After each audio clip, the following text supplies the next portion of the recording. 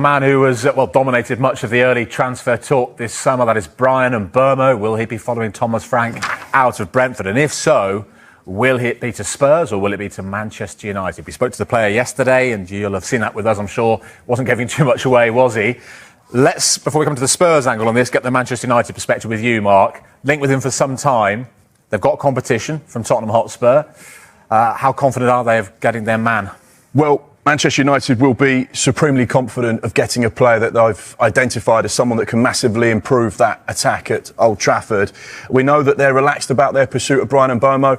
In fact, really, he had turned down other Premier League sides to get to the point where Manchester United were lodging bids for Bryan Mbeumo. Their first offer was rejected, which we understand to be around £55 million.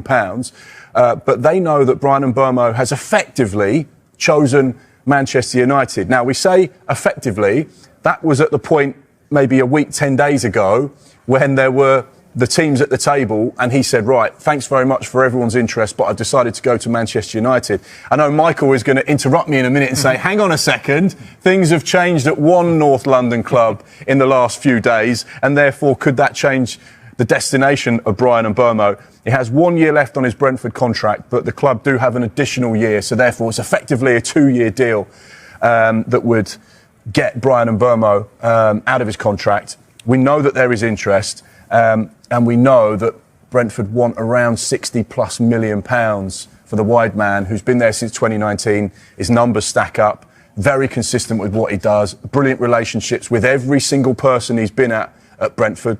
Ivan Toney, Said Benrahma, Ollie Watkins. He's been a consistent force there, but has his Brentford days come to an end?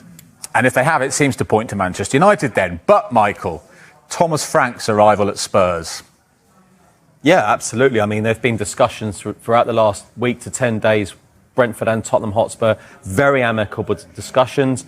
Thomas Frank, coaching staff, and initial discussions over Bryan Mbeumo. I think for Brentford, it's getting the deal they want, is it? I don't think they're necessarily interested on the club he eventually joins. There's Antoine Semenyo Spurs are looking at as well, and there's a number of players around Europe Spurs are looking at in those attacking positions. I think for Mbeumo, what I understand is he's quite intrigued by a potential prospect of reuniting with Thomas Frank.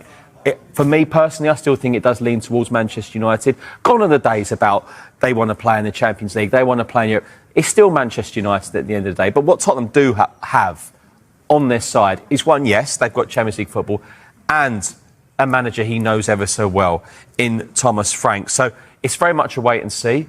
It's an intriguing one, but he potentially does have a decision to make. Does the arrival of Matthias Tel affect a potential deal in any way? Nothing to do with it whatsoever. Right. Matthias Tel was always going to stay.